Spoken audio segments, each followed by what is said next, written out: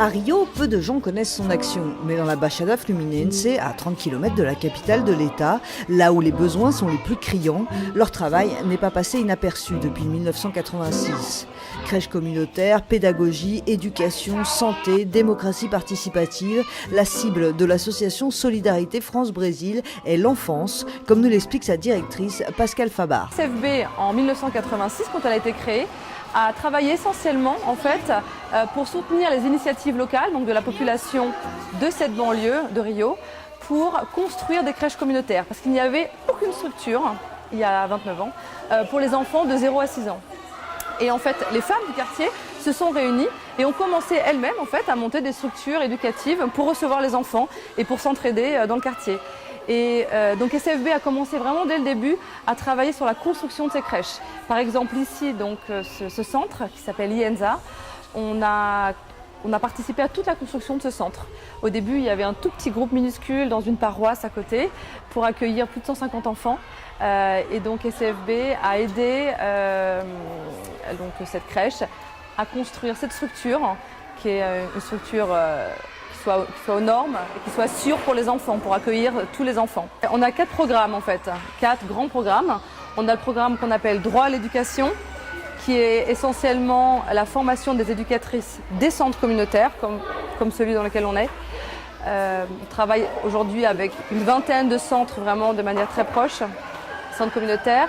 On travaille également la formation des éducatrices des écoles publiques.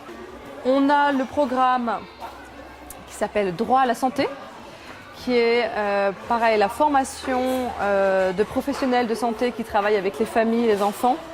On a un programme qui s'appelle Défense des droits.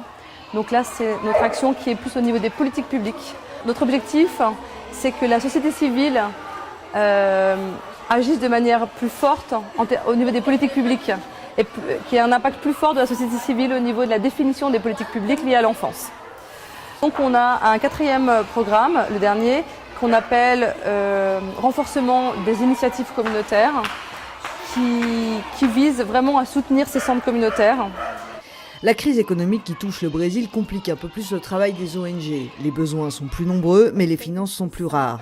Il faut s'en remettre à d'autres soutiens, institutionnels comme le consulat et artistiques quand le cœur est généreux. Je crois que c'était une bonne occasion de venir aujourd'hui avec Nicolas à la rencontre à la fois des éducateurs, des enfants, mieux connaître le travail de la SFBE et puis voir comment est-ce qu'on peut soutenir ces efforts vraiment éducatifs merveilleux, parce que c'est vrai qu'on a rencontré des éducateurs qui sont heureux de ce qu'ils font, qui trouvent leur épanouissement, des enfants extraordinaires, très attentifs, imaginatifs, créatifs. Et c'est vrai qu'on a envie d'aider ces belles initiatives qui se développent toujours dans un contexte difficile, sécuritaire parfois fragile. Et donc voilà, on remercie à la fois et on s'intéresse à ce type d'aventure.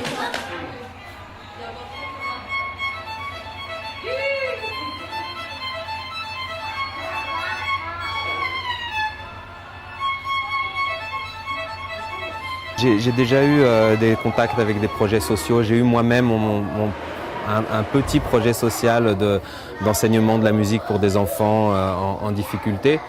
Mais j'ai jamais reçu d'invitation pour m'approcher vraiment des gens qui travaillent avec ça au jour le jour.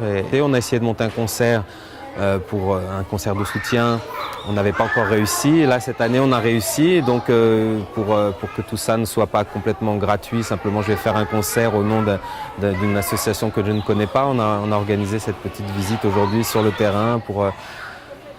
Bon, moi, je sais un peu tout ça. Hein.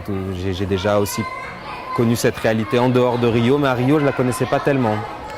Cette région de la Baixada Fluminense, je connais pas beaucoup. J'ai jamais visité une crèche et j'ai jamais eu ce contact avec les enfants que j'adore. Et donc aujourd'hui, c'est vraiment, c'est émouvant, ça me touche beaucoup. Ça me fait vraiment plaisir de connaître et de participer à ma manière. Pour soutenir l'association tout en écoutant un des musiciens français les plus talentueux, un concert est organisé le 27 mai prochain dans le théâtre de la Maison de France. Plusieurs artistes vont participer aux côtés de Nicolas Krasik pour financer des crèches qui s'occupent au total de plus de 2000 enfants dans l'état de Rio.